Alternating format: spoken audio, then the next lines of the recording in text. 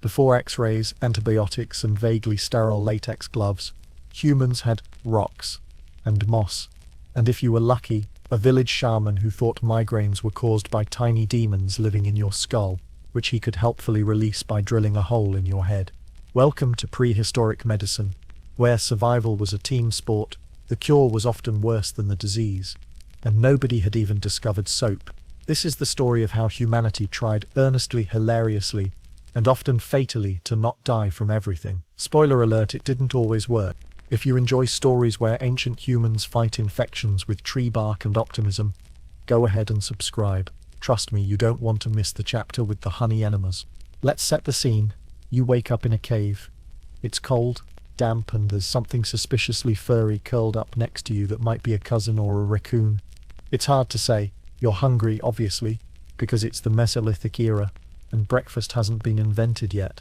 And worst of all, you've got a fever, a splitting headache, and what might be an infected gash on your leg from yesterday's run-in with a highly uncooperative wild boar. In modern times, you'd be reaching for ibuprofen, Neosporin, and probably some passive-aggressive Googling. But here, your best hope is a guy named Grunt who smells like mammoth fat and insists your cure lies in crushed tree bark and humming at the moon. Welcome to prehistoric medicine, where the pharmacy was the forest, the lab was your gut instinct, and the doctor was often the same guy who accidentally set his hair on fire last week. Let that sink in. Now, it's easy to scoff. After all, we're talking about people who thought sneezing too hard could summon demons. But give them some credit, they were working with zero textbooks, zero tools, and brains still mostly focused on not being eaten. And somehow, despite all that, they managed to stumble on a few things that actually worked. Sort of. Take willow bark, for example. If you were a Paleolithic hunter-gatherer dealing with joint pain from all that dramatic sprinting from predators, you might chew on the bark of a willow tree. Why? Maybe because your grandmother did it, or maybe because the first person who tried it didn't die instantly, a promising start by prehistoric standards. What they didn't know is that willow bark contains salicin, a natural pain reliever. Fast forward a few dozen millennia, add some German chemists and a dash of modern branding, and voila, aspirin. That's right, aspirin, humanity's favorite hangover assistant, started out as a tree snack. And then there's honey. Sticky, sweet, and possibly the Stone Age's greatest antibiotic. Honey wasn't just a dessert, it was an all-purpose miracle goo. Got a cut? Slap some honey on it. Sore throat? Swallow a spoonful. Feeling unlucky? Offer it to the spirits. Honey's antibacterial properties meant it actually helped prevent infection. The downside? Good luck explaining to your hunting buddies why you're hoarding bee vomit like it's sacred. But let's not get too excited. For every prehistoric success story, there were about 50 disasters.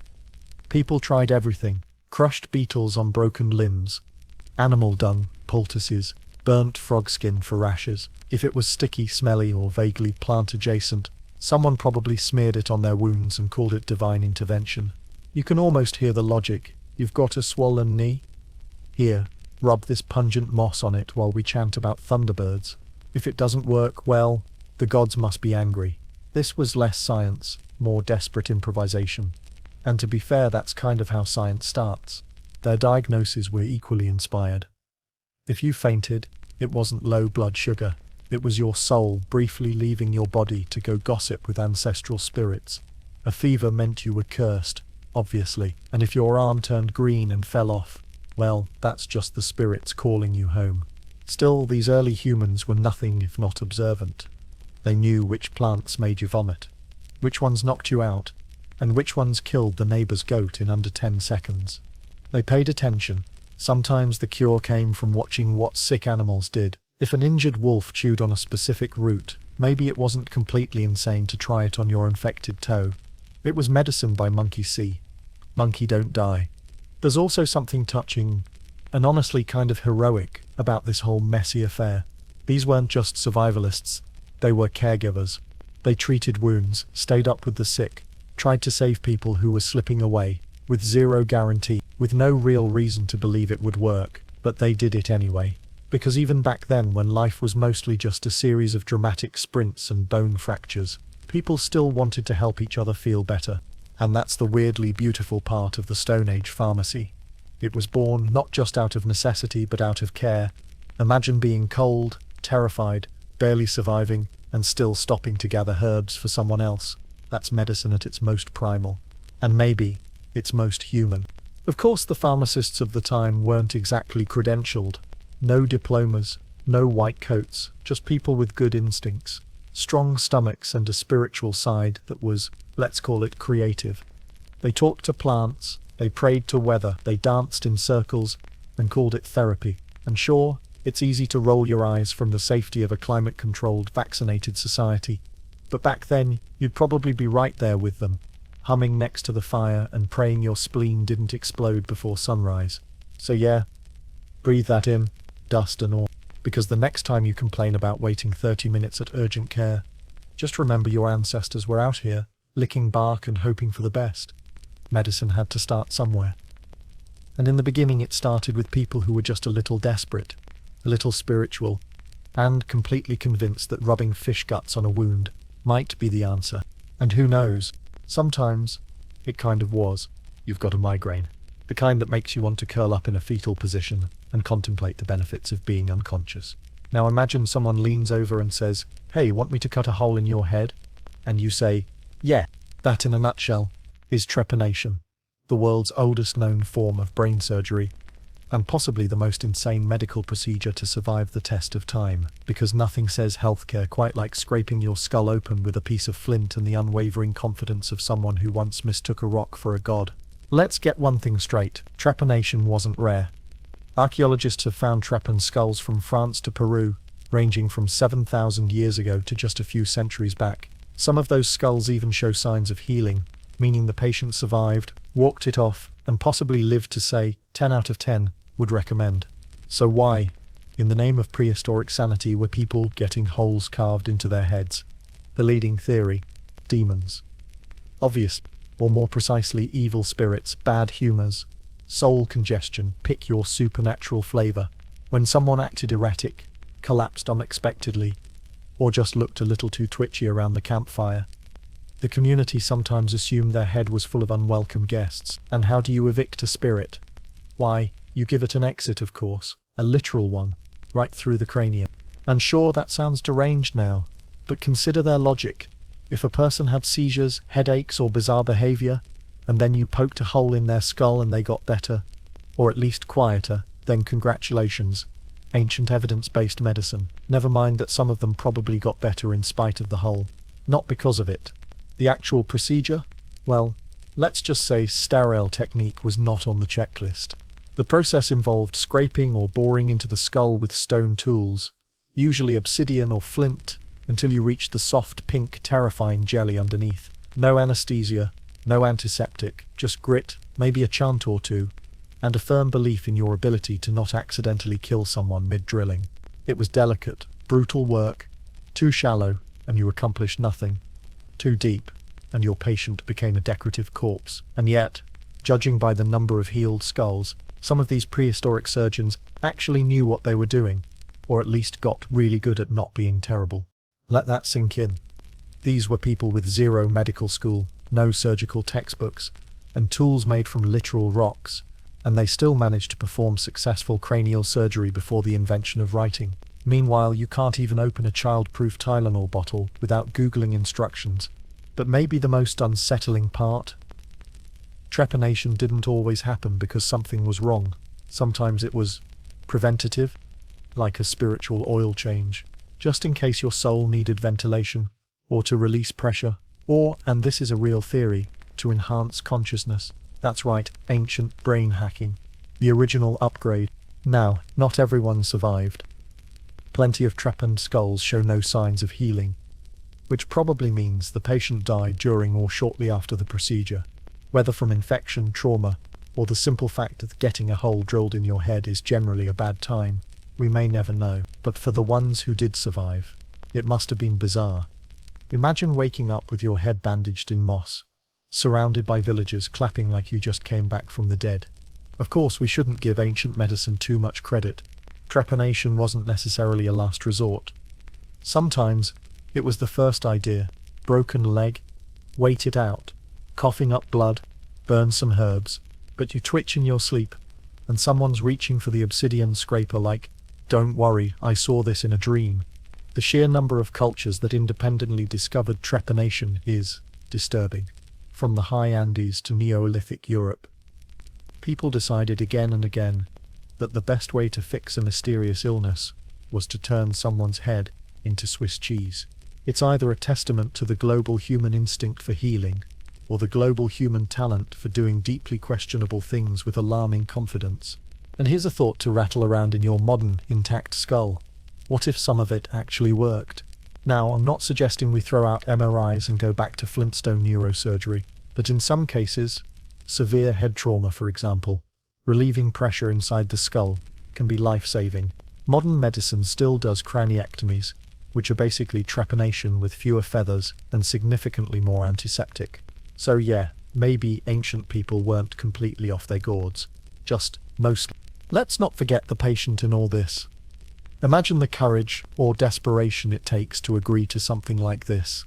Lying down on a mat, letting someone lean over your head with a jagged rock, trusting that they're not going to dig too far. Maybe they're chanting. Maybe they're crying. Maybe you are. It's not just pain. It's surrender.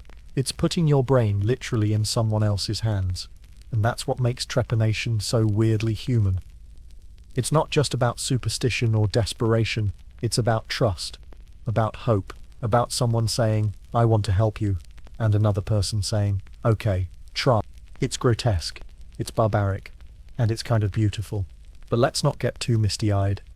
This is still a chapter about people gouging holes into skulls and thinking it was the best medical plan available. And the scariest part?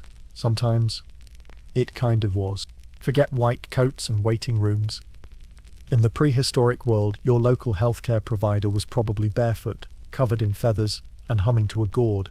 They didn't take insurance, but they did accept mammoth bones and interpretive dance. Yes, we're talking about the prehistoric shaman, part healer, part spiritual hotline, and 100% winging it with style. Now, before you laugh too hard, consider this. When your village doesn't have antibiotics, microscopes, or even a basic understanding of what blood does, who do you turn to? Someone with charisma, a cool necklace, and the confidence to declare that your illness is caused by a misbehaving ancestor spirit. It's nonsense, but it's organized nonsense. And in the ancient world, that was rare and valuable.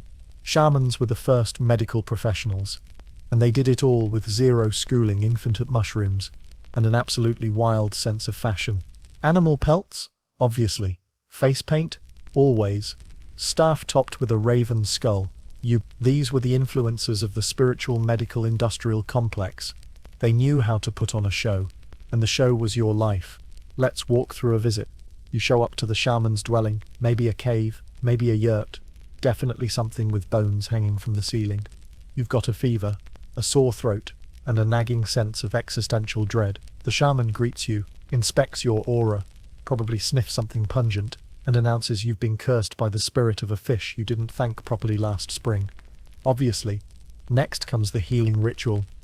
It might involve chanting, drumming, smudging with herbs, or blowing smoke in your face while shouting at invisible forces. You, meanwhile, sit there wondering whether this will end in divine healing or an allergic reaction. Either way, it's oddly comforting, and that's the point. The shaman didn't need to cure you. They just needed you to believe you could be cured. Placebo effect, emotional support, ritualized hope, it all matters. Even now, modern medicine admits that patient belief plays a role in recovery. The shaman just weaponized that belief with flair. Now let's be fair, not everything they did was theatrical fluff. Many shamans were also skilled herbalists, bone setters, and counselors. They passed down generations of folk remedies, some of which actually helped. If a plant reduced swelling, they remembered it. If a root made someone vomit demons, or at least parasites, they made note. Trial and error was brutal, but it worked. That said, the margin of error was significant. For every helpful herb, there were 5 that caused explosive diarrhea. For every spirit-calling ceremony that brought peace, there were 2 that ended in someone accidentally inhaling burning resin and discovering the meaning of life. Or at least the ceiling pattern. It was spiritual roulette. But hey, what wasn't? And then there was the diagnosis process. Modern doctors use stethoscopes and blood tests. Shamans? They had dreams, or visions, or bone throwing. Yes, literally. They'd throw bones on the ground and read them like a very confusing, very pointy horoscope. Did the femur land near the skull? Bad omen. Did the jawbone crack mid-toss? Congratulations, you have soul leakage. Better fast for a week and sacrifice a duck. It sounds absurd, but remember, if you're living in a world where everything from drought to childbirth is a gamble, having someone who acts like they know what's going on is pure gold. The shaman was part doctor, part therapist, part emergency hotline for when you've seen one too many eclipses and need reassurance that the sky isn't falling. Sometimes their rituals worked. Not because of the spirits though, who knows, but because they created calm, belief, and a space for rest. It's easy to dismiss that as placebo until you're the one lying on a mat, terrified and aching, needing someone, anyone, to say, "You'll be okay." And shamans knew how to say it with style. They were also psychologists in an era with no psychology. If your grief made you scream into the woods, the shaman called it a spiritual reckoning. If your depression made you lie in bed all day, they'd say your soul was hiding and needed coaxing back. It wasn't clinical, but it was compassionate. It gave people a way to name their pain, and that's not nothing. Let's not forget their reputation. These weren't just random folks with flair, they were chosen. Sometimes by lineage, sometimes by visions, sometimes by surviving a horrific illness and waking up with a new perspective and a wild haircut. They were the ones who lived through things most people didn't, which, to a community desperately trying not to die, made them worth listening to. Of course, not every shaman was a benevolent guide. Some were power-hungry weirdos who enjoyed yelling at the wind and controlling terrified villagers. Others probably believed their own hype a little too much. But many were sincere, deeply flawed, sure, but sincerely trying to help. And sometimes, they did. So the next time you raise an eyebrow at ancient medicine, remember this: your ancestors didn't have science. They had stories, rituals, and that one person in the village who said, "I'll try," maybe with a drum, maybe with a hallucinogenic root, but they showed up. And in a world full of chaos, that mattered. Picture this. You're deep in a forest, barefoot, itchy, and alarmingly aware that something just bit you on the ankle. It stings. It's swelling. The only thing you've got in your survival kit is a fistful of twigs, a handful of questionable mushrooms, and a vague memory that someone once said moss was good for wounds. Welcome to prehistoric healthcare, where trial and error wasn't a scientific method. It was a lifestyle. The ancient medicine cabinet wasn't a cabinet at all. It was the woods, and every tree, bush, and suspiciously fuzzy vine was a potential remedy or a death sentence. Your ancestors didn't have labels, dosages, or FDA warning. They had instincts, folklore, and that old standby, "Let's see what happens if we rub this on Derek." Herbal medicine in prehistory was, in a word, chaotic, but it wasn't random. People noticed things, like how chewing certain leaves made toothaches go away, or how one type of bark stopped fevers, while another made your hallucinations more vivid than a shaman's drum circle. Knowledge was passed down, remembered in stories, encoded in rituals. Your great-great-great 100 times great-grandmother wasn't just foraging, she was conducting field research, barefoot. In wolf territory, let's talk ingredients. Yarrow, for instance, was used to stop bleeding. Nettle helped with joint pain.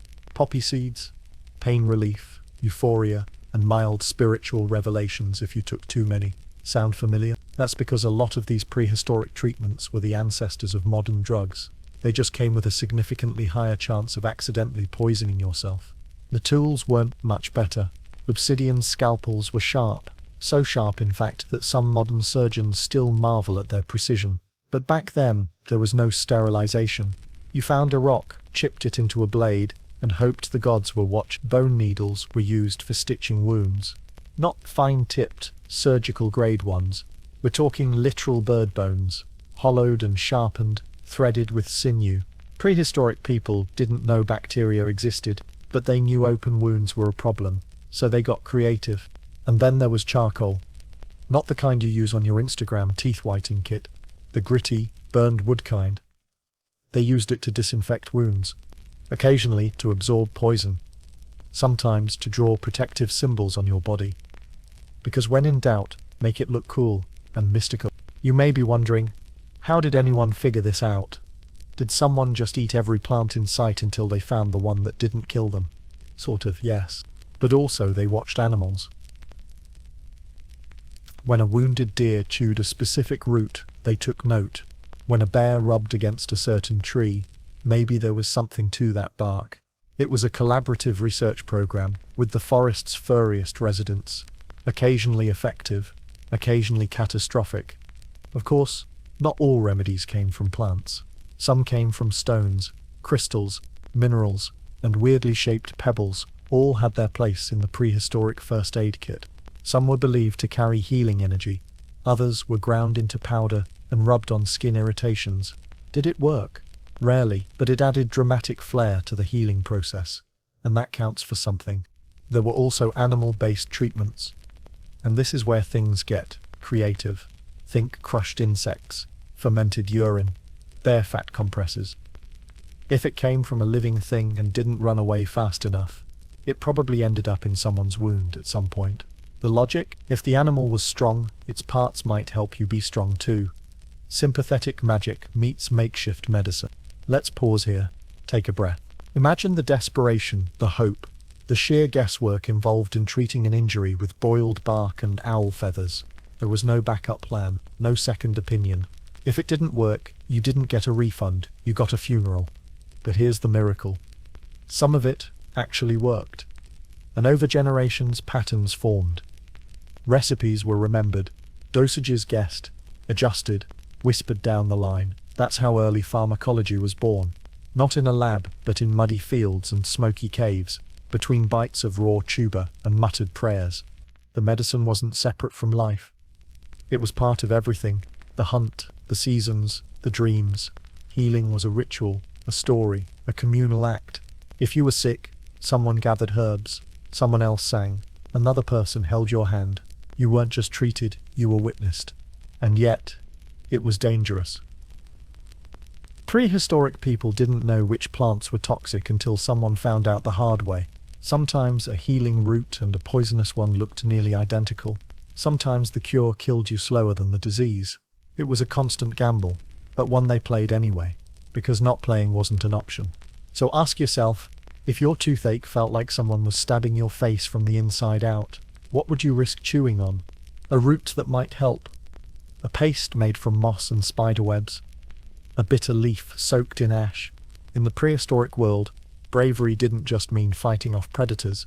It meant trusting the forest, trusting memory, trusting that someone somewhere once survived this exact ailment and left behind a hit.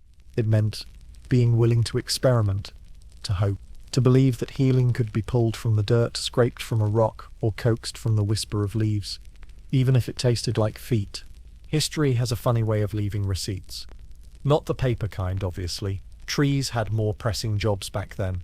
But bones don't lie. They crack, they heal, they rot.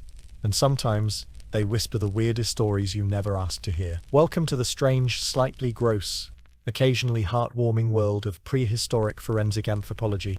Imagine you're an archaeologist. You dig up a 9,000-year-old skeleton. It's missing teeth. The femur looks like someone tried to play fetch with it, and there's a neat little round hole in the skull that says, "Hi, I survived brain surgery with a rock." What you're holding isn't just a collection of bones, it's a patient record. One without paperwork, but with a whole lot of trauma. Let's start with the bones that healed. A clean break in a femur, fused perfectly. That tells us someone suffered a major injury, and didn't just limp into the woods to die. They were cared for. Someone brought them food, kept them warm, protected them while they couldn't walk, because a broken leg in a world without wheelchairs, crutches or soup delivery was a death sentence, unless you had people. And that, right there, is the first big clue. Prehistoric medicine wasn't just about herbs and chants. It was about community. Healing wasn't a solo sport. It was a team effort. You don't get bone remodeling and long-term survival from being abandoned in a ditch. Of course, not all prehistoric bones tell sweet stories. Some scream loudly. There are skulls with trauma from blunt force injuries, jaws twisted from years of untreated dental infections, spines curved like question marks from childhood malnutrition. and ribs that looked like they hosted every known respiratory disease at once. These were people who suffered, long and hard, and yet they lived. That's what makes prehistoric remains so hauntingly human. You don't just see damage, you see endurance. You see a skeleton that's clearly been through multiple disasters and still shows signs of healing. And you think this person didn't just survive the mammoth stampede, they also survived whatever came after. Then there are the medical interventions you weren't expecting. Evidence of trepanation, of course, the infamous hole-in-the-head method, but also signs of amputation, splinting, and even crude dental work. That's right, someone looked at a broken molar and thought, yeah, I can probably fix that with a rock and some hope. Sometimes bones show infections that healed, which means someone figured out how to keep the wound clean, or at least packed it with something vaguely useful, honey, moss, or possibly clay mixed with crushed beetles. Look, science was a journey. Other times you find conditions that went completely untreated, not out of negligence, but because no one knew what to do. Cancer, tuberculosis, congenital deformities. People lived with pain we can barely imagine, and yet the bones say they lived. Pause on that. They lived. Long enough for their fractures to mend. Long enough to leave behind evidence that someone somewhere tried to help. Maybe that help was misguided. Maybe it involved chanting, moss bandages, and a lot of bleeding. But it was help. It was effort. It was care. Now, the gross part, because you knew it was coming. Some prehistoric remains show signs of bone infections, the kind that spreads through the marrow and turns your leg into a pulsing, swollen mess. If left untreated, it's lethal, and yet some of those people survived long enough for the bone to try repairing itself. That means someone drained the abscess, cleaned the wound, maybe even cauterized it with a hot stick and zero warning, which is horrifying, but also impressive, and deeply upsetting. Then there's arthritis. And no, it wasn't just a problem for 80-year-olds. Even in young adults we find joint erosion, fused vertebrae, and kneecaps that scream chronic pain in the universal language of calcium deposit. Turns out, hauling rocks and squatting over fire pits all day wasn't exactly ergonomic. Yet here's the quiet miracle. They kept going. Despite all the pain, the injury, the repeated trauma, these people got up, hunted, gathered, raised children, and when they couldn't, someone picked up the slack. See, bones aren't just biological leftovers, they're emotional artifacts. They tell us who suffered, yes, but also who loved. Who stayed behind to cook while someone recovered, who carried water, who dragged their wounded friend out of a snowstorm and said, we'll figure it out. It's easy to look at a prehistoric skeleton and see death, but what you're really seeing is life.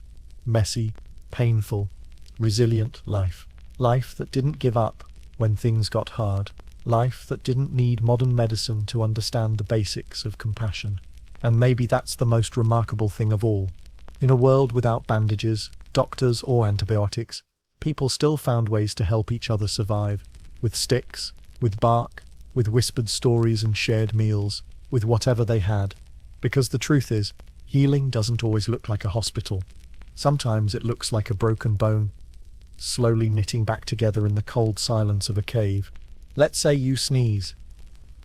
Not just a polite little sniffle, a violent, echoing, full-body sneeze that sends birds flying and your neighbor diving for cover. In the modern world, someone might offer you a tissue. In prehistoric times, they'd probably ask who you angered, which spirit you offended, and whether or not your soul was currently trying to escape through your nose. Welcome to prehistoric diagnostics, where medicine and mythology were joined at the hip, and neither had any idea what they were doing. To be fair, prehistoric people weren't stupid. They were observational geniuses. They noticed patterns. This plant helped with fever. That one made you vomit up last night's rabbit stew. But when it came to explaining why things happened, why someone suddenly collapsed or coughed blood, or just dropped dead mid-stone carving, that's where logic clocked out, and mythology clocked in. If you were sick, you weren't just unwell. You were cursed, or possessed, or targeted by a jealous ancestor, a wandering spirit, or the local deity in charge of spleens. And trust me, you didn't want to offend the spleen god. Very temperamental, easily slighted. Diagnosis wasn't based on symptoms. It was based on stories. A sore throat? You swallowed a bad word. Headache? You slept too close to a cursed rock. Chronic fatigue?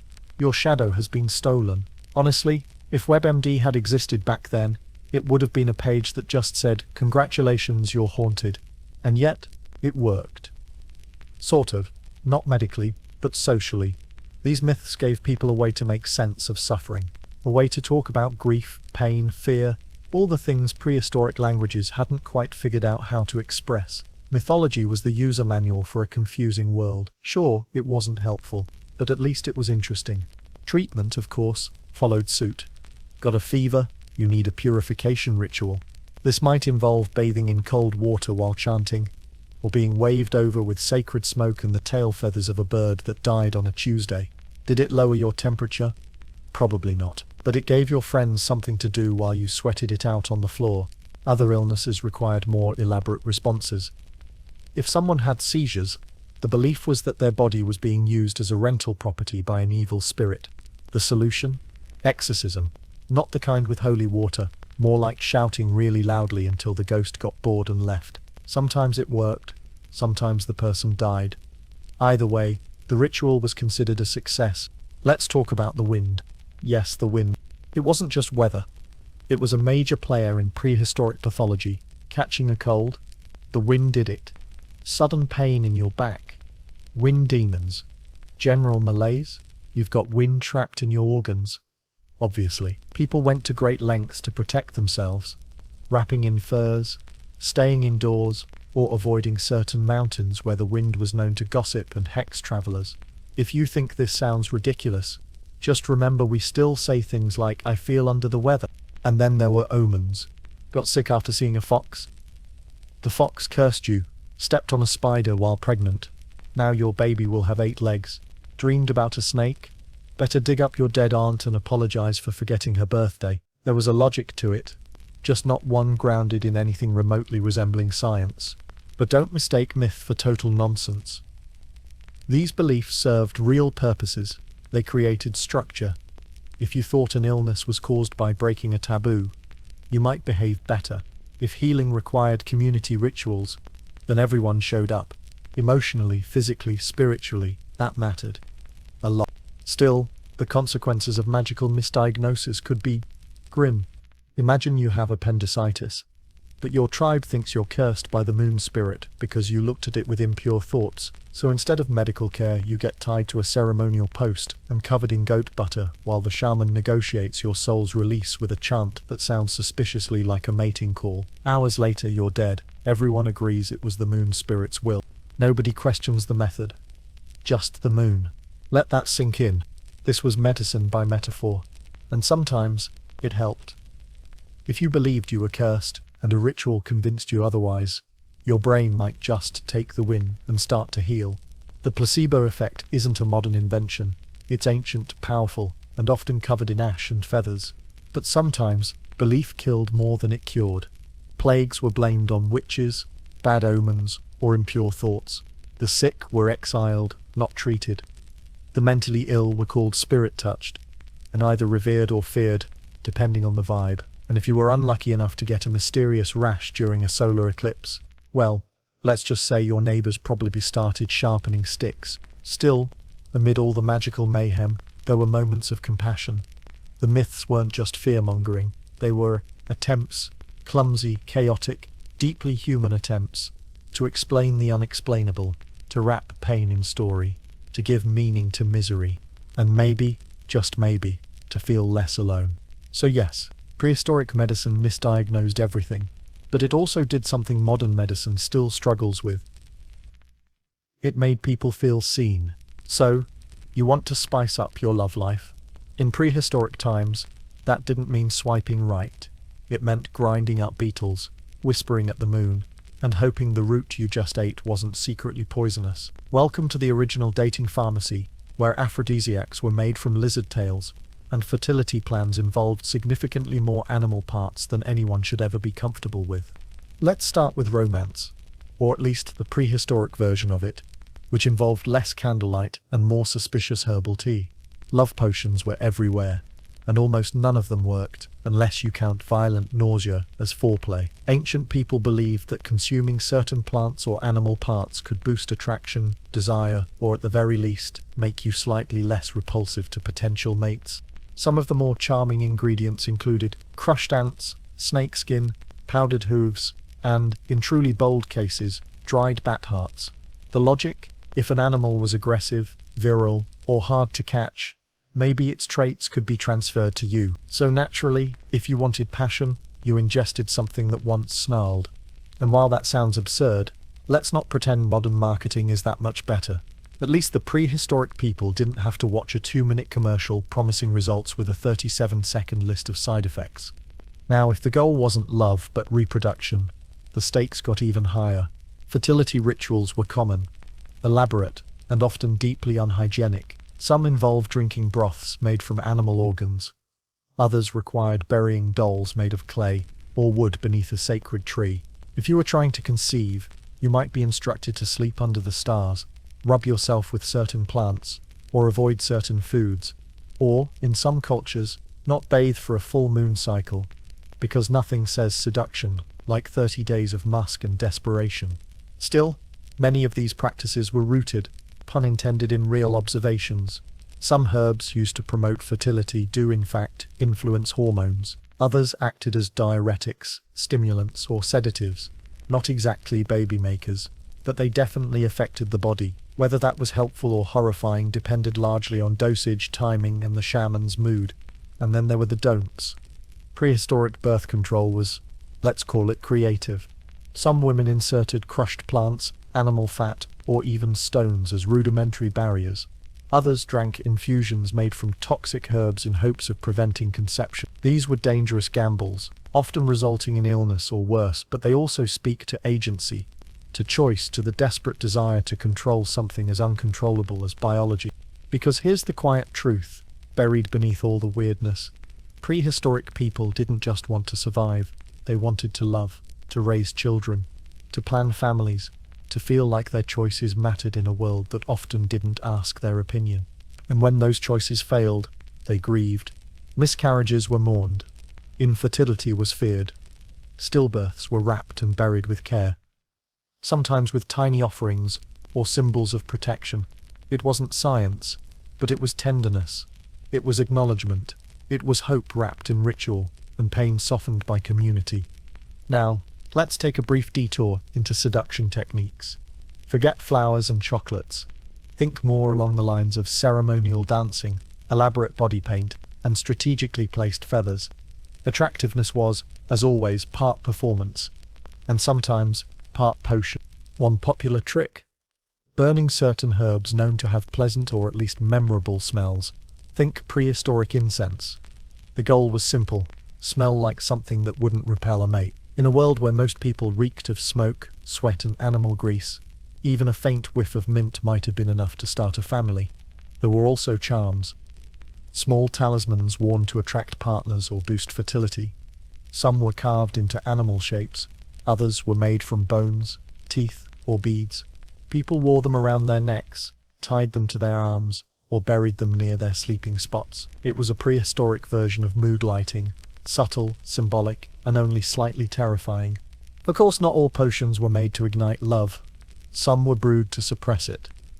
If you wanted someone to leave you alone, you might carry a pouch of stinky herbs, or mark your dwelling with ash. It wasn't foolproof, but it sent a message. Not tonight, I'm communing with the spirits. Still watching? Then you clearly trust me more than your ancestors trusted their local root puller. Might as well hit subscribe while you're here, and avoid ingesting any frog-based elixirs while you're at it. And here's the kicker. Some of this ancient romantic medicine survives today. Not the beetles or the bone broth, thankfully, but the rituals, the tokens of love, the belief that objects and actions can influence our hearts. Whether it's a lucky charm, a first date outfit, or that one song you swear always works, we're not so different from our ancient predecessors. Maybe that's the point. Behind every love potion, every fertility chant, every awkward herb-infused courtship dance, was a very human desire to connect, to create, to not be alone in a world full of sharp rocks and hard winters. even if it meant drinking something that tasted like burnt beetle feet. Let's say you're out hunting. You trip, fall into a thorn bush, and give yourself a nasty gash on your leg. In the modern world, you'd clean the wound, slap on a bandage, maybe get a tetanus shot, and call it a day. In the prehistoric world, well, first, someone blames the spirits, then someone blames you. Then someone pulls out a stone knife and a bowl. Congratulations, you're about to be cured by being made slightly more dead. Welcome to the bloody world of prehistoric trauma care.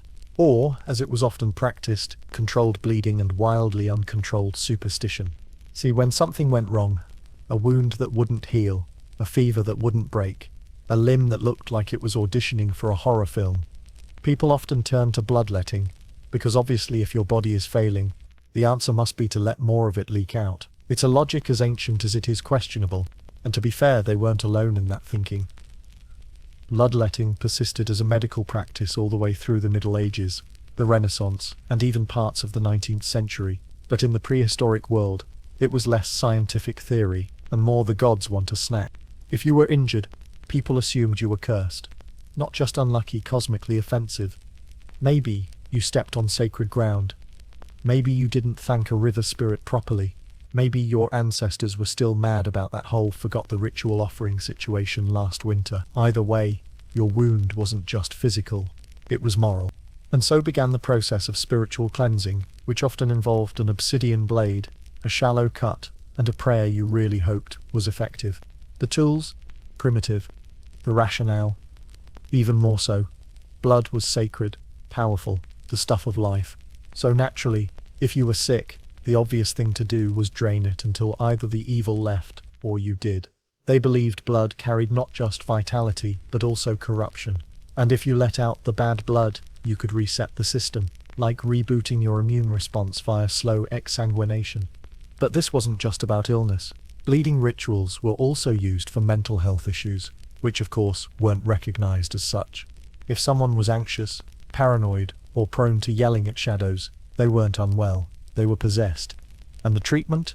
More cutting, small nicks in the skin, strategic blood offerings, sometimes followed by fasting, fire dancing, or being buried up to your neck for a night. That'll clear the mind right up.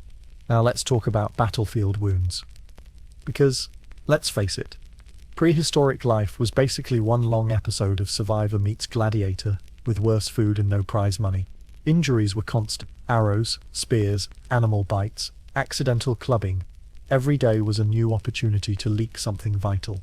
And without disinfectants or sutures, stopping the bleeding was less about compression and more about improvisation. Hot stones were used to cauterize wounds, not medically, just because someone figured out that if you press something really hot on the blood, it stops. Technically correct. Also deeply traumatic. Others used plant poultices, moss, clay, even spider webs, all applied with the confident air of someone who once saw a bear do it and assumed that counted as certification. But if the bleeding didn't stop, well, then it must not be the wound, it must be the person. Cue the blame game. You were bleeding because you had done something wrong. Spiritually wrong. Socially wrong. Maybe you cheated someone in a trade. Maybe you spoke out of turn during a ritual. Maybe you looked at a sacred totem the wrong way. Whatever it was, the bleeding was your fault, and until you made amends, the gods would keep letting you drip like an overripe peach. It's twisted logic, but it gave people control, or the illusion of it, because it's easier to believe in divine punishment than random suffering. It gives meaning to pain, structure to chaos, a way to say, this is happening because, not just because. Of course, not everyone bought into the blood theories. Some tribes believed the opposite, that blood should be preserved at all costs, that every drop was sacred, and spilling it outside of ritual was dangerous. Those groups treated wounds differently, with bandages, herbal compresses, and quiet prayers for the body to remember itself, a nicer philosophy, arguably more effective. But even then, there was fear. Deep, visceral fear. Blood was life. Losing it wasn't just medical, it was existential. And so, every wound came with panic, every scrape with a bore, every fall from a cliffside, every nick from a flint blade, a reminder that life was a thin membrane away from unraveling. And when people did die, there were rituals for that too. Cleansing the body, returning the blood to the earth, blaming the spirits, yes, but also honoring the effort, because even prehistoric people knew when someone had fought hard to stay. So the next time you cut your finger on a soup can and reach for a band-aid, take a moment, breathe in the convenience. The sterile packaging, the 0% chance of someone blaming your grandmother's ghost, because once upon a time, that cut would have earned you a bowl, a blade, and a very intense conversation with a goat skull. There are few things in life as universally dreaded as a toothache. That dull, pulsing throb that seems to vibrate through your entire skull, making chewing feel like a crime and breathing slightly optional.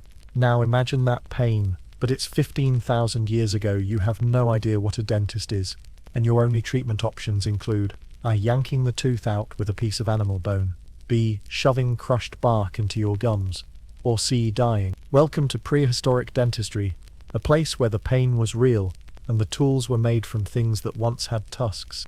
Teeth, as it turns out, are little time capsules. Archaeologists love them because they survive everything: decay, burial, terrible decisions. And prehistoric teeth? Oh, they've got stories. Cracks, cavities, abscesses, enamel erosion. These people weren't sipping smoothies and flossing after dinner. They were gnawing on raw meat, rocks, and whatever roots didn't kill them instantly. Unsurprisingly, dental problems were everywhere. Cavities, worn molars, impacted teeth. And no, there were no numbing gels, no x-rays, no gentle voice saying, "You might feel a little pressure, just pain." And when that pain got bad enough, someone had to do something. That something usually involved tools made from sharpened bone, flint, or, in some cases, animal tusks fashioned into crude picks.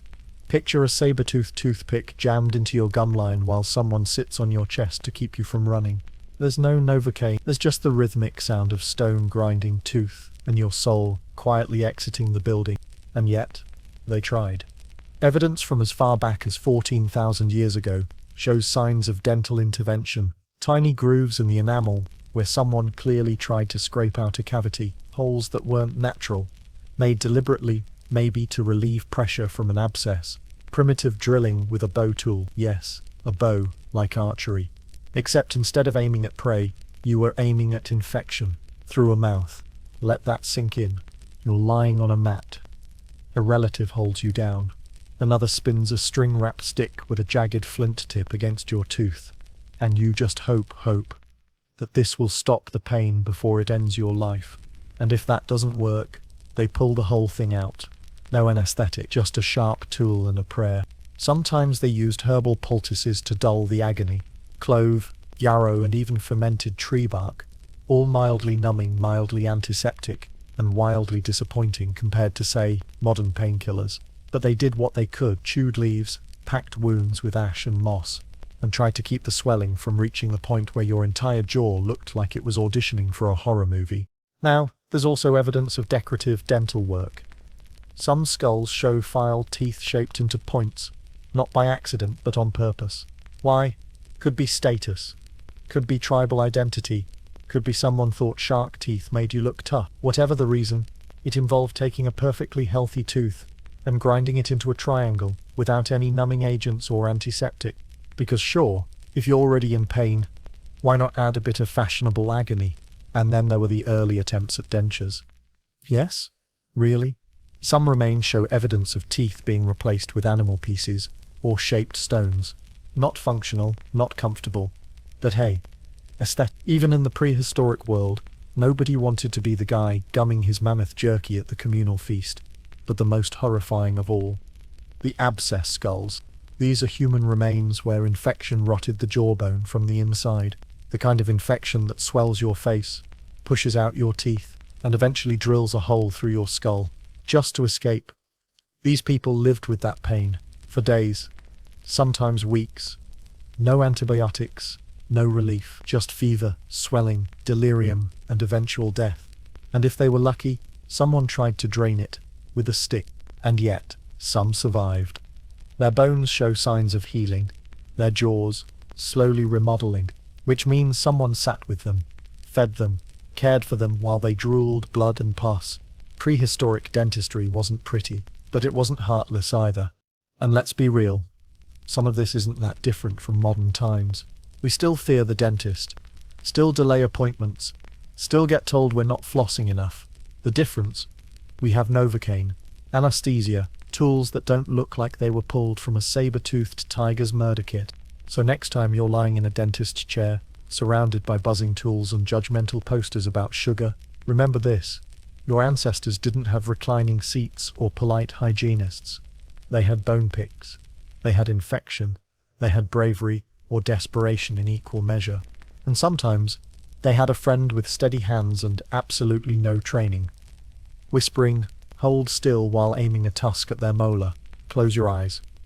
Imagine the smell of a crowded subway on a hot day. Now multiply that by 1,000. Add wet fur, rotting meat, unwashed feet, and just a hint of ceremonial ash. Congratulations, you've just recreated the scent of prehistoric daily life. Soap? Never heard of it. Deodorant? Not even in dreams. Germ theory? That's a few dozen thousand years away.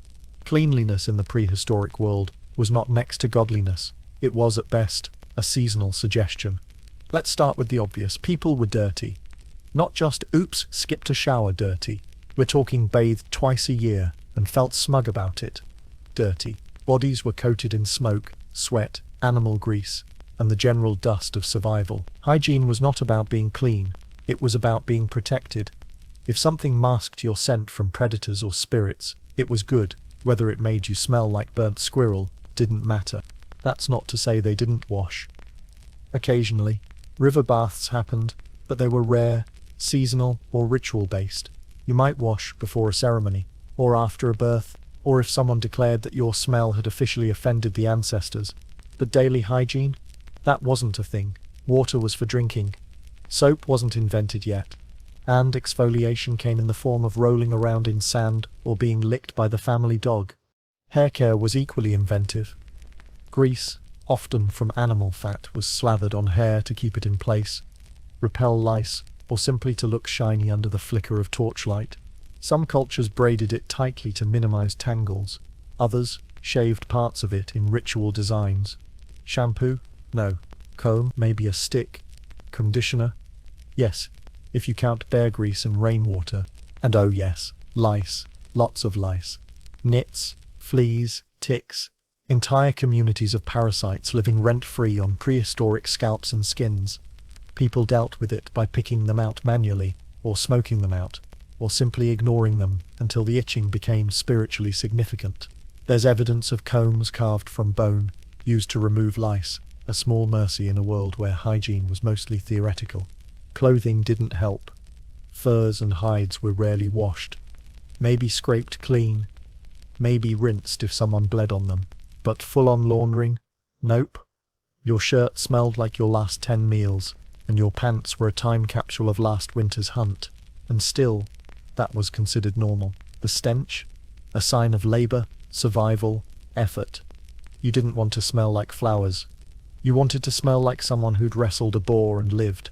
But the real horror show wound hygiene. Infections were everywhere. A scrape could turn septic within days. And without soap, antiseptics, or even clean rags, people had to get creative. They used moss, honey, spit, and occasionally chewed herbs to clean wounds. Dirt was considered both protective and sacred in some cultures. So yes, people rubbed mud into gashes and hoped for the best. It didn't work, but it felt intentional, which is almost the same thing. Then there were ceremonial cleansings. These were less about removing bacteria and more about restoring cosmic balance. You might be doused in smoke, slapped with leaves, or covered in sacred ash. Sometimes you were asked to fast, chant, or lie in a pit overnight. Did you emerge cleaner? Unclear. But you definitely smelled different. And what about toilets? There weren't any. People relieved themselves in the woods, behind rocks, near rivers, anywhere. Convenient. Waste disposal was simple. Move away from it. Occasionally pits were dug, occasionally people buried waste, but mostly they just avoided eye contact and kept walking. Latrines, as a concept, came much later. Until then, nature was your bathroom, and shame was optional. Still, not everything was hopeless. Some prehistoric groups lived near mineral springs and used them regularly. Others discovered that certain plants helped with body odor. There's evidence of clay being used to scrub skin, a prehistoric spa treatment if you're feeling generous. But again, the goal wasn't freshness, it was ritual, or practicality, or just something to do between hunting and avoiding death.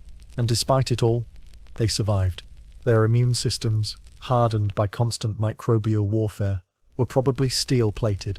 A modern human tossed into that world would be dead in a week. Diarrhea, fatal. Cut on your hand, gone. Unwashed meat, nice knowing you. But prehistoric people were bacterial gladiators.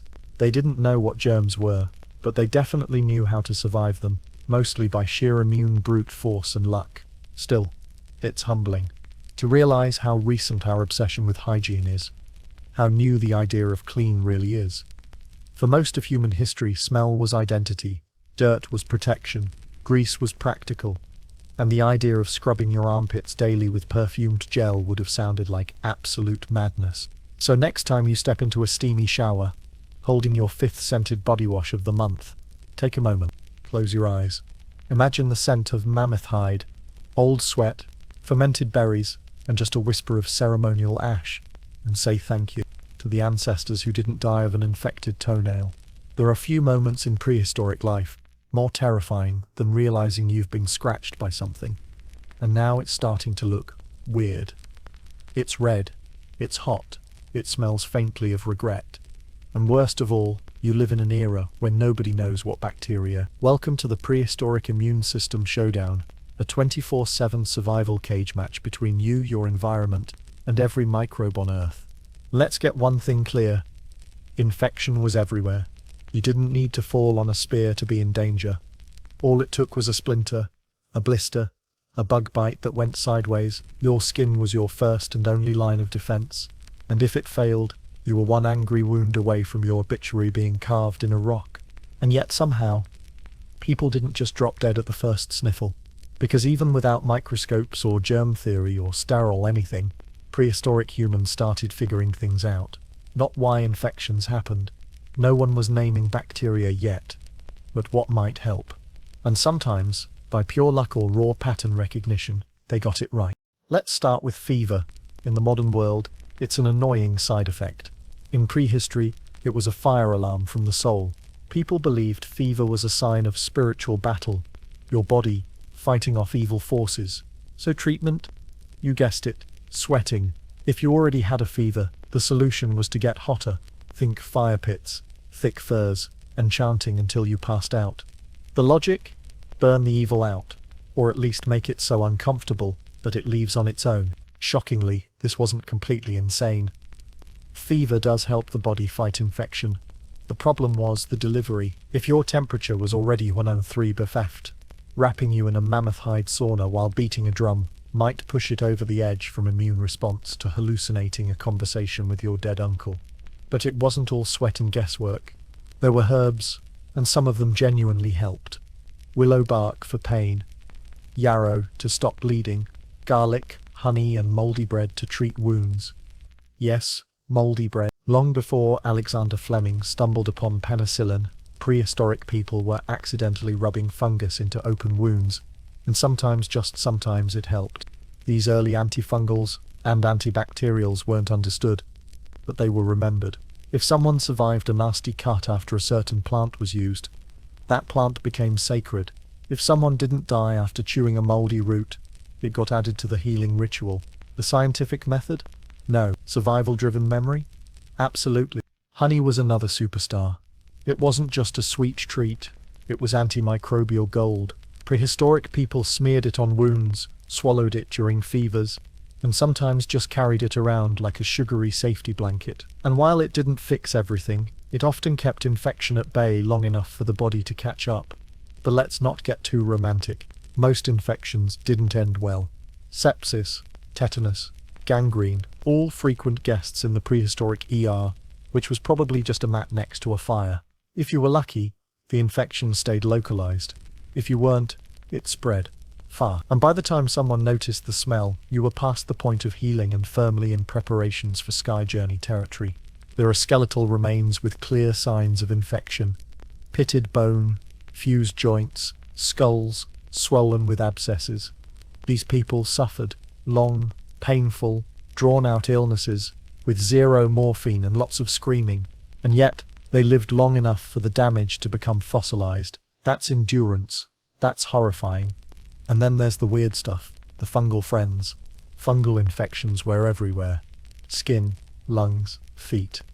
Although prehistoric people didn't call it athlete's foot. Probably more like curse of the itchy spirits. Fungi thrived in the same moist, warm places humans did. And unless you were living in a dry cave and happened to invent the concept of airflow, chances are something was growing on you right now. Some cultures fought fungus with, you guessed it, more fungus. Lichens, mosses, fermented plant matter. The goal was to out-bacteria the bacteria. Sometimes it worked. Other times, it created new problems.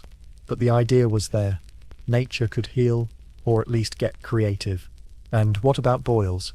Rashes? Mysterious bumps? If it had pus, it was feared. If it had colour, it was feared. If it itched and oozed, you were probably wrapped in herbs, covered in clay, sung to, and then politely exiled until the gods sorted it out. It sounds cruel, but it wasn't always punishment. Sometimes, it was prevention. Communities couldn't afford a full outbreak. If one person got sick, everyone else had to pretend they were one sneeze away from death. Because they probably were. Still, for every exile story, there's a story of care. People sitting with the infected, feeding them, changing moss dressings, whispering old stories to keep their minds steady. It wasn't medicine, not in the clinical sense, but it was healing, and it worked, sometimes just long enough. So the next time you curse your runny nose and pop an antibiotic, pause, breathe, and remember, your ancestors faced the same microbes, the same fevers, the same creeping infections. Only their toolkit was moss, honey and hope. Imagine waking up with a rash. It's angry, red, spreading fast, and you've made the critical error of telling someone about it. Now you're being ushered into a smoke-filled hut, handed a bowl of something bubbling and suspiciously brown, and told to drink it before the spirits notice your skin is weak. Congratulations, you are now experiencing one of the most ancient traditions in medical history, being poisoned in the name of healing. Prehistoric cures were often worse than the illness they aimed to treat. Not because people were sadistic, but because they were desperate.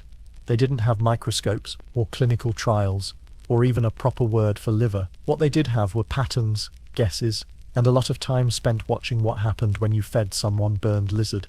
Let's begin with the classic, charred animal parts. If it could be hunted and cooked, it could also be powdered and applied to your body. Charred lizard skin was rubbed onto rashes. Burned frog legs were mashed into paste for joint pain. Ground owl pellets. Yes, the vomited up leftovers were boiled into a slurry and fed to people with fevers. The logic? The animal was powerful, mysterious, or slightly terrifying. Maybe that energy would transfer. Maybe the cure would frighten the illness out. Or maybe you'd just vomit and forget about the original problem entirely. Speaking of vomiting, that was a treatment. Not a side effect. A treatment. If something was wrong with you, clearly it needed to come out. And prehistoric medicine had just the thing. Emetics. Plants that made you hurl so violently you could practically taste your ancestors. Vomiting was considered purifying, cleansing, a way to expel toxins, demons, or yesterday's undercooked rodent stew. Did it work? Well, it emptied your stomach, but it didn't do much for your infected wound, unless you bathed directly onto it, which, to be clear, was not recommended. Then there were enemas. Yes, even back then, but not the gentle, modern kind administered with sanitized equipment and gentle reassurance. No, prehistoric enemas involved hollowed reeds, animal bladders, and whatever liquid seemed mystical enough to shove up someone's backside. Water, fermented fruit juice, herbal infusions, honey mixed with ash.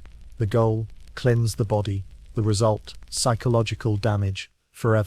One particularly popular ingredient was dung. Not metaphorical, emotional, or symbolic. Actual, physical dung. Some cultures used cow dung as a topical remedy for wounds. Others smeared bird droppings on skin infections, and in certain unlucky circles, dried excrement was powdered and used as a supposed immune booster. Why? Because animals were of the earth, and their waste was seen as potent. Never mind the bacteria, or the smell, or the lingering risk of becoming patient zero in a fecal-based tragedy. It gets worse. urine, human urine, your own or someone else's, depending on the illness and the availability of volunteers. It was used to clean wounds, treat mouth sores, and, horrifyingly, rinse the eyes. Some believed it had purifying properties, some believed it connected the body to the spirit world, some probably just lost a bet. Whatever the case, prehistoric people were out there, boldly treating disease with tactics that would get you thrown out of any modern hospital. Let's not forget bloodletting's ugly cousin, leeching without the leeches. Just letting the blood out. Sometimes it was done to balance humours, sometimes to release spirit pressure. It was rarely clean, often excessive, and frequently fatal, especially when combined with other therapies like fire cupping, smoke baths, or being buried in a pit filled with mint leaves and regret. Even some of the more seemingly innocent cures had teeth. Herbal remedies could go very wrong, very fast. Prehistoric people knew that certain plants had power, but they didn't always get the dosage right. A little belladonna might ease pain. A little more could make you forget your own name. A lot, goodbye. Same with hemlock, hembane or datura. All used, all risky, all lovingly gathered by someone who meant well and accidentally killed a cousin last week. And yet, they kept trying. Because behind every ridiculous treatment was a core of real, human intention. A mother trying to soothe her child. A hunter trying to ease a friend's suffering. A shaman trying to live up to the impossible expectations of healing a body with nothing but ash and intuition. Let's pause here. Imagine the courage it takes to drink something awful. Let someone rub frog fat into your eyes, or agree to a fire ceremony while you're coughing blood. Just because you want to live. Just because someone said it might help. That's not stupidity. That's faith. In people. In hope. In the very idea that trying is better than doing nothing. So yes, the cures were disgusting. Some were laughably ineffective. Others were actively dangerous. But they weren't born from cruelty. They were born from desperation and the deep, aching desire to help. And sometimes, even the worst remedy worked, not because of what was in it, but because of the hand that offered it. Imagine waking up to find your leg turning a colour it really shouldn't. Black and purple. Maybe with a smell that suggests something inside is trying to leave. In the modern world, you'd call an ambulance. In the prehistoric world, you'd call your cousin, who has a sharp rock, steady hands, and a questionable amount of confidence.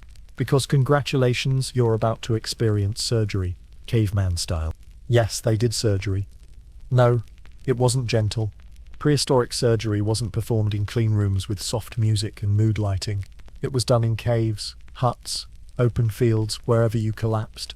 There were no antiseptics, no anesthesia, just obsidian blades, bone needles, and a lot of muttered prayers to spirits that had never gone to medical school. Let's begin with the basics. Cutting things open. The first surgeries were almost always about necessity. Infected wounds that needed draining, limbs that needed amputating, arrowheads that needed removing. And these weren't optional. If you didn't act, you died. So someone stepped up. Someone with a flint blade and zero fear of blood. They weren't trained. They were brave. Or insane. Possibly both. Obsidian was the scalpel of choice. Volcanic glass, sharp enough to slice cells apart cleanly. Even today, modern surgeons marvel at how thin it can cut. But, back then, it was used on living, writhing, screaming people held down by friends who prayed they wouldn't pass out first. The operating table might have been a flat rock. The tools were fire-hardened sticks, animal sinew, and luck. There's archaeological evidence of amputations that healed. Bones that were cleanly severed, then sealed with hot stones, or wrapped in plant poultices. Some of these patients lived, not for days, for years. Long enough for the bones to remodel, long enough to walk again, hunt again, be remembered as the one-legged legend who still outran wild pigs. And no, they weren't numb. Anesthesia didn't exist. The closest thing was herbal sedation. Plants like poppy, mandrake or datura, all mildly effective and highly risky. If you were lucky, you passed out before the cutting began. If not, well, you stayed conscious and screamed your soul into the wind while someone sawed through your arm with a sharpened boar tusk. That's not medicine. That's mythology in action. Still, they tried to comfort, chanting, rhythmic drumming, touch.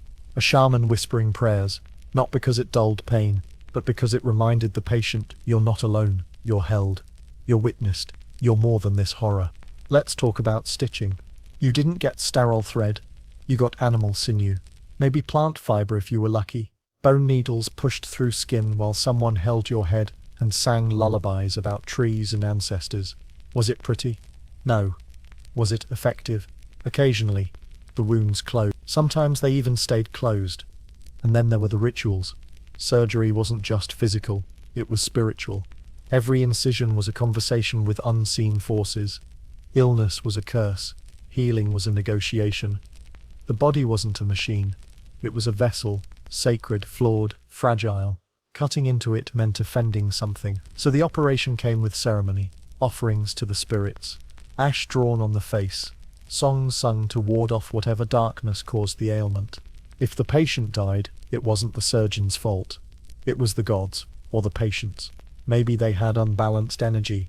Maybe they weren't spiritually clean. It was easier to explain failure with myth than with medicine. But failure didn't stop them. They learned, slowly, one painful attempt at a time. And not all surgery was reactive. Some was proactive. Trepanation. We've already met the delightful tradition of drilling holes into skulls. But there were other forms. Ritual scarification, bone resetting, dental work.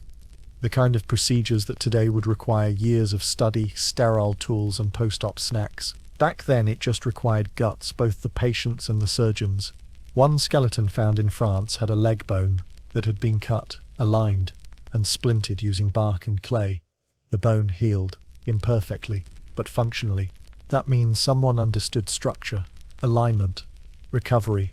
It wasn't magic, it was proto-anatomy, taught by pain and remembered through whispers. Let's pause.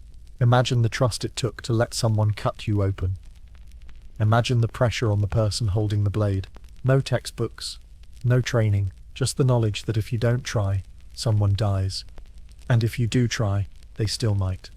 But at least you didn't sit there watching. That's what prehistoric surgery was. Choosing to act, even without certainty, risking more pain to offer a chance at less. It was brutal, raw, noble, foolish, and strangely courageous. And sometimes, just sometimes, it worked. Not because they understood anatomy, but because they understood each other. Children have always gotten sick. That hasn't changed. What has changed is our ability to do something about it. Today, you sneeze near a toddler, and someone wipes them down with a disinfectant wipe, slathers their hands in gel, and schedules 3 doctor visits. In prehistory, if your kid got a fever, the best case scenario was that the village shaman declared it a spiritual growth spurt. Worst case? You started carving their name into a memorial stone. Prehistoric pediatrics wasn't a field. It was a series of desperate improvisations performed by exhausted parents, superstitious elders, and medicine people who sincerely hoped that chanting louder would fix respiratory infections. And given the mortality rate for children under 5, let's just say optimism was a required skill. Let's begin with birth. Not exactly a gentle entry point. Giving birth in the prehistoric world was less natural miracle and more high-stakes gamble in a cave. There were no midwives with years of training, no sterilized tools, no epidural, just pain, blood, and an audience of anxious relatives who may or may not have believed in placenta spirits. Babies were born in dirt, on mats, or on moss. If the umbilical cord was cleanly cut with a flint knife and the baby cried, that was a win. If the mother survived, that was a miracle. Newborn care was similarly chaotic. Warmth came from fire and fur. Food came from breastfeeding, assuming the mother was healthy enough. If not, good luck finding a substitute. There was no formula, no refrigeration, no clean water. Some tried animal milk, but that often led to sickness. Others fed pre-chewed food. Germs? Never heard of them. But people loved their children, desperately. That much is clear. Tiny talismans have been found buried with infants. Beads, figurines, little carved animals. There are signs that some children were buried near their mothers, in carefully arranged positions with rituals that speak of grief, not disposal. That's not biology, that's heartbreak. And those who survived infancy faced a gauntlet of threats. Teething? treated with herbal rubs, bone amulets, and in some cultures, rituals to appease tooth spirits. Crawling too close to the fire? A rite of passage. Fever, likely blamed on ancestral misbehavior or the child's aura being too open. Remedies ranged from fever baths, in freezing rivers, to herbal compresses, to waving burning sage over the child, while singing lullabies that sounded suspiciously like bargaining. Illness in children was seen as a spiritual vulnerability. They hadn't settled into their bodies yet, so protecting them meant more than food or shelter. It meant ritual, constant watchfulness, songs, prayers, protective symbols painted on the forehead, not because it worked, but because doing nothing felt worse. There were also physical injuries. Children fell, burned themselves, got bitten by insects, broke limbs, and occasionally tried to chew on things that were definitely not food. Treatments were limited. A sprained wrist might be wrapped in bark, a cut cleaned with spit and hope. Broken bones? Sometimes splintered, sometimes ignored. There wasn't much else to do. But perhaps the most terrifying threat was malnutrition. Growing bodies need fuel, and in times of famine, which were frequent, children were often the first to suffer. Their bones tell the story, thin, porous, bowed from vitamin deficiency, skulls shaped by prolonged hunger, teeth that never fully developed. It wasn't neglect, it was reality. If there wasn't enough, the strongest ate first, the youngest hoped. Still, they played. Children laughed, they mimicked adults. They learned to walk, talk, and throw stones with terrifying precision. Toys have been found in archaeological digs, carved animals, little dolls, beads strung into bracelets. These weren't luxury items, they were acts of love. Someone took time, even in a brutal world, to give a child joy. And there were lullabies. Soft, rhythmic songs, passed from parent to child. Not written down, of course, but sung beside fires, whispered over cradles made of moss. Songs about animals, about the sky, about staying safe until morning. Some of these melodies likely survived for generations, longer than languages, longer than stone tools. Because prehistoric parenting wasn't about perfection, it was about presence, and presence mattered. Even if the child didn't make it, even if the fever won, even if all they had was a small carved bear to hold during their final sleep, it mattered that someone tried. So yes, prehistoric pediatrics was a nightmare. No vaccines, no antibiotics, no clear understanding of what was happening when a child started coughing blood, but also no indifference, no apathy. People cared. They did everything they could with what they had, and what they had wasn't much, but it was enough to keep trying. Because even 30,000 years ago, someone held a feverish baby close, sang softly, and hoped for the best. There's a silence that settles when someone dies. Even now, in hospitals full of machines and beeping monitors, that silence is heavy. In prehistory, it was absolute. No ventilators, no final texts, no priest walking in with practiced solemnity, just breath-stopping, eyes fixed, and then nothing. Or rather, everything. Because when someone died in the prehistoric world, what followed wasn't just grief, it was ritual, it was memory, it was medicine. Let's not pretend these were peaceful departures. Most prehistoric deaths weren't tidy. Illness, injury, starvation, exposure, violence. People died young, often suddenly, often painfully, and yet they were mourned, carefully, creatively, with gestures that still speak across millennia. You see it in the burials. Bodies curled in fetal positions, facing the rising sun. Graves lined with red ochre, a pigment symbolizing blood, rebirth, or maybe just something sacred they couldn't quite name. Objects buried alongside them. Tools, beads, sometimes food. These weren't practical items. The dead weren't expected to eat. These were offerings, love letters, proof that someone remembered. And that remembering was the point. In a world where medicine frequently failed, grief was the response. And grief somehow became its own form of healing, not just for the dead, but for those left behind. Let's consider a mother losing a child. No antibiotics, no doctors, just a limp body and an ache so deep it doesn't feel like it belongs to the body anymore. What could she do? She couldn't save the child, but she could bury them with care. She could braid a lock of hair, she could carve a symbol into stone. She could wail beside a fire until her throat gave out, and others would join her, not to fix anything, but simply to be there. That was prehistoric grief. Loud, raw, communal. There were no therapists. There were no platitudes. There was ritual. And ritual was therapy. Some cultures painted the faces of the grieving. Some kept locks of hair, or ashes.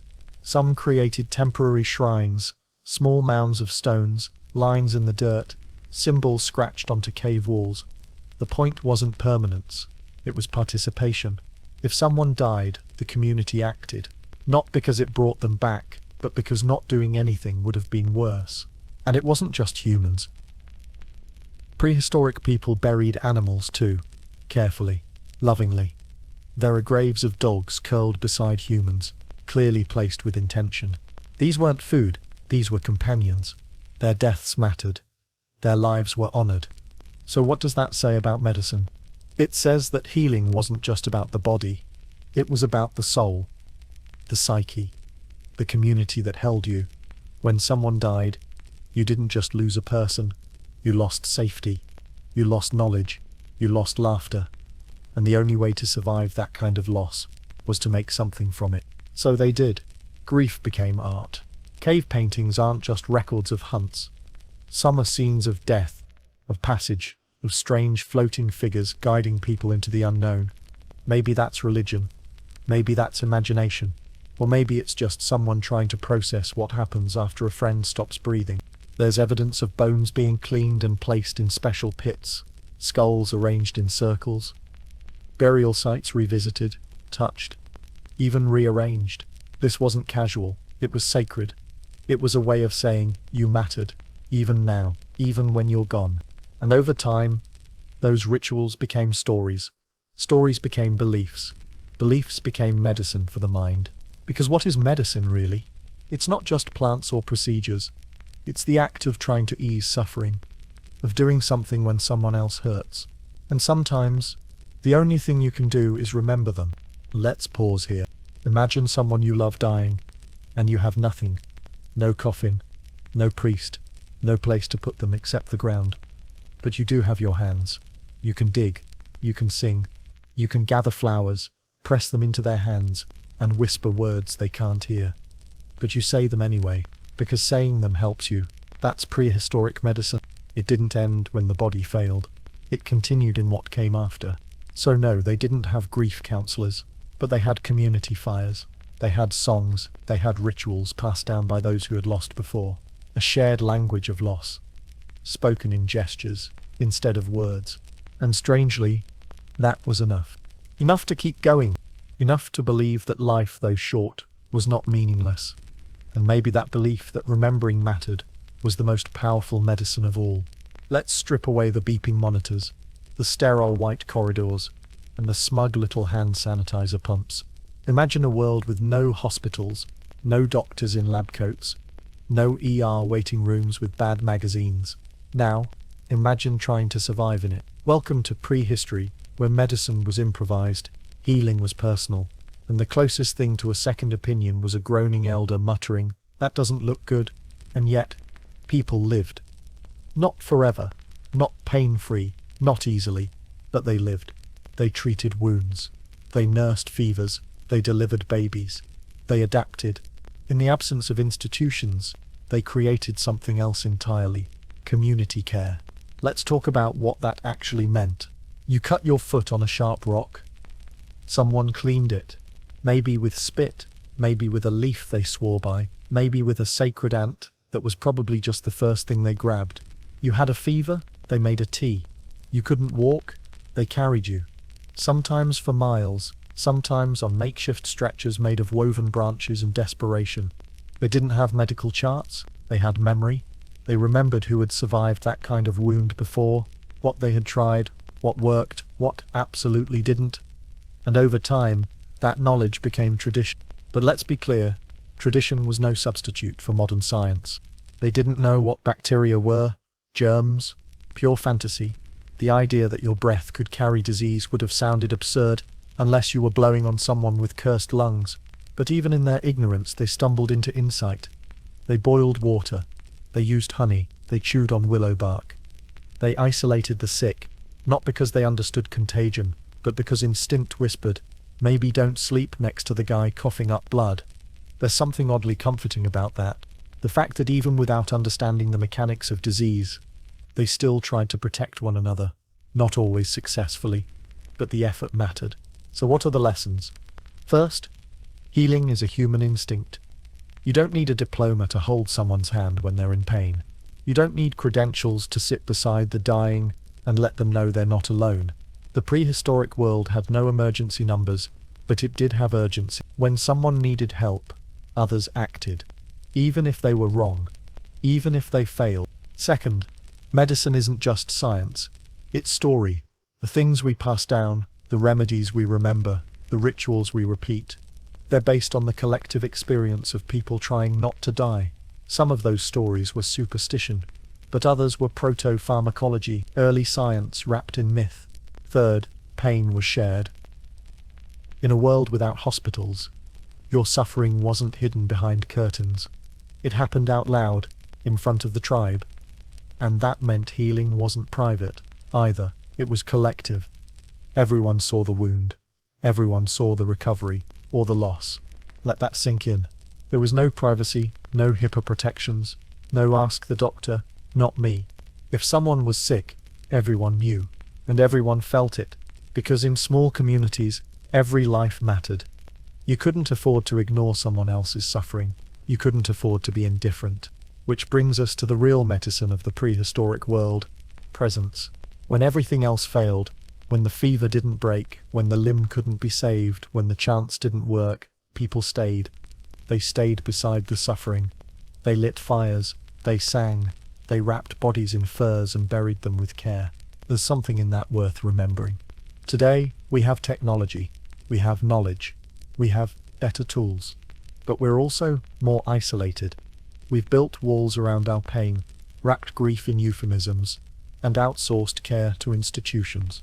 Maybe that's efficient, but it's not always better, because the truth is, even with everything we know now, all the vaccines, all the surgeries, all the breakthroughs, the core of medicine is still the same: someone choosing to help someone else, not for glory, not always for success, just like they did back then.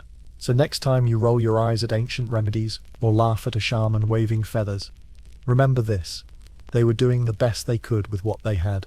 And sometimes, just sometimes, that's all it takes. Not perfection, just effort, and maybe a little honey. Here's the final, unflinching truth.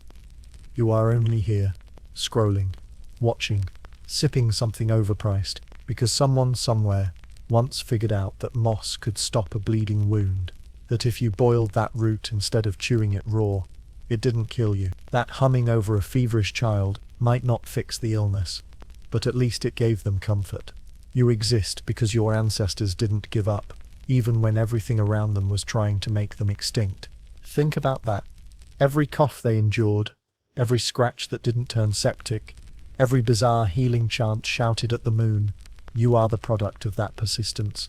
Not brilliance, necessarily, not advanced knowledge, but sheer, astonishing, stubborning through the misery survival.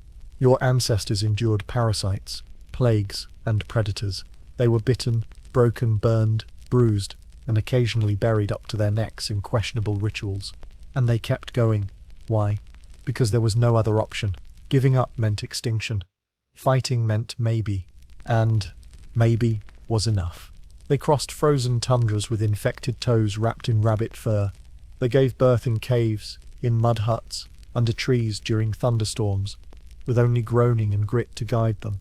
They performed surgeries with stone tools, stitched wounds with sinew, and prayed to gods carved into sticks. And through some combination of accident, improvisation, and refusal to die, they made it. So now here you are, showering daily, Googling symptoms before calling a doctor, complaining when your prescription isn't ready in 10 minutes, sitting in air-conditioned comfort while reading about people who healed wounds by rubbing them with cow dung. The irony is delicious, but also humbling, because for all their superstition, their ignorance, their trial and error approach to keeping people alive, they laid the groundwork. They didn't know what bacteria were. but they knew clean water mattered. They didn't understand neurology, but they knew when someone's mind broke. They couldn't explain viruses, but they knew the value of isolation, of caution, of mourning. And here's the thing, their success wasn't measured in cures, it was measured in survival. Not everyone made it. Most didn't. But those who did, they passed on their stories, their scars, their whispered wisdom about which leaves helped and which caused hallucinations. They passed on their stubbornness, and that stubbornness is in you. Yes, you with your phone light glaring at midnight, using this video to fall asleep. Somewhere in your genetic code is the blueprint of a human who survived without soap, without stitches, without science. A person who probably believed in sky demons, but still knew how to clean a wound. Who didn't have the words for infection, but could see death creeping and did anything to stop it. That's your legacy.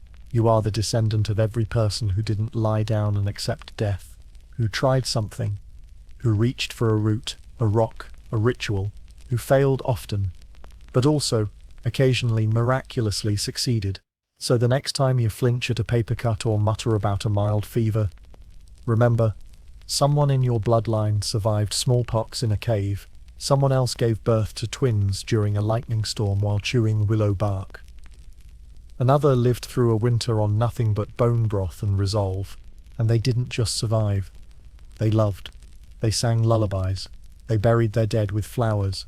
They cared, ferociously, irrationally, humanly. You are here because of them. Their medicine may have been crude, but their instinct to care, to heal, to hold on, that was advanced beyond measure. Let that settle in. Take a breath. Feel your pulse. It's the echo of 1,000 generations whispering, keep going, and you have. So if this entire documentary has made you laugh, cringe, or gently reconsider ever trusting ancient healing again, good. That's the point. But more than that, I hope you see the thread that connects us, from the first person to chew bitter roots for a fever, to the last nurse who held your hand in a clinic. Survival isn't always pretty, but it's always extraordinary. If this journey through prehistoric hypochondria didn't scare you off, you're clearly one of us. Hit subscribe and join the tribe of late-night learners, midnight history nerds, and accidental time travelers. Because let's be honest, who needs sleep when there's medical trepanation to talk about?